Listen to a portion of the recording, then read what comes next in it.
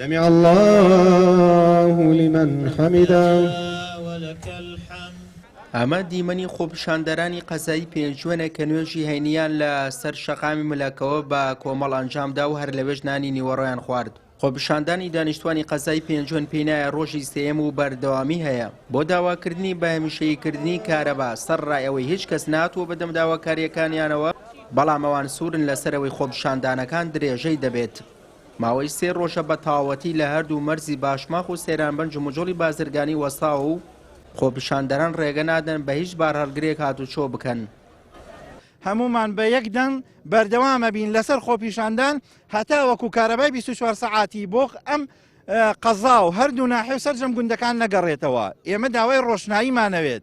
ئێمە بەڕاستی نامانەوێت لە سای حکوومەتێکە ملدا بنەوێنین و چیان بێ بە ئارزوی خۆیان پێمان بکەن. ئەوەی زیاتر خەڵکی نیگەران کرده بوو بریتی بوو لەوەی کە لە کۆنتترۆلی سلێمانی بۆ ماوەی 4 بۆ 5 کاتژمێر دەبڕا کە ئەمە نیگەرانی لا خەڵکی ئەوە دروست کرد کە کارەبای 24 ساعتی پێنجون کۆتایی پێدا، ینی پەیوەندی بە لۆدوشتۆنیارەی وێوەکرا ئەو پێشنیارێک کە کراوە ئێمە تەمان مانگ و نیوێک پێش ئەوەی ئەم بڕیارە بدەن کە بە خۆپیشاندان بڵێن وەکو مەرحەلەیەکەم جوابیان داوینێتەوە زۆر داوامان کرد، زۆر هەوڵماندا وتمان با ئێمە لەناو پێنجون خۆمان مناوبەی پێ بکەین. قایمقامی قەزای پێنجوێن پشتگیری هاوڵاتیانی قەزاکەی دەکات و داواکاری خۆپیشاندەران بەڕەوا دەزانێت و ئەوەی نەشاردەوە گەرچی بەردەوام لە هەوڵدایە تا داواکاری دانیشتوانی پێنجوێن جێبەجێ بکات، بەڵام تاکو ئێستا هەوڵەکانی جێگەی خۆشحاڵی نین.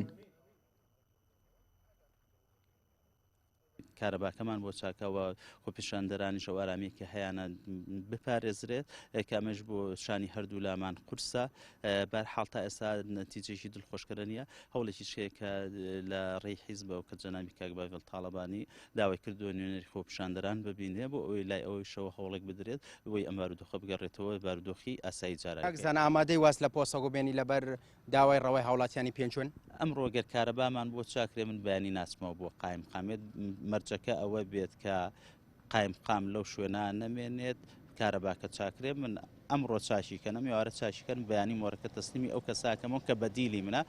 من بۆ خۆم پێشووتریش 3 جار بەڕسمی وەکو قایمقامی پێنجوێن داوام کردووە کە لە پۆستەکەم ببەخشرێم، چونکە ئینسان 8 ساڵ لە شوێنێکا بمێنێتەوە مانەوەی مەسەلەن ئەبێ بەبارت زیاتر لەوەی خزمەتکە. ئەمە بەڕسمی لە بزوتنەوەی گۆڕان داوا کردو لە حکومت داوام کردووە، چونکە من کە هاتم بەعقدی 4 ساڵ هاتم، بەڵام بارودۆخە سیاسیەکە وای کردووە ئێمە بەردەوامین لێرە.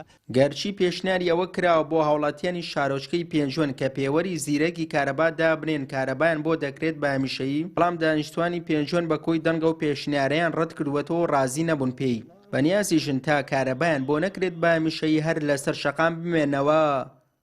سوێی محەممەد، کەناڵی ئاسمانی پەیام، قەزای پێنجوێن.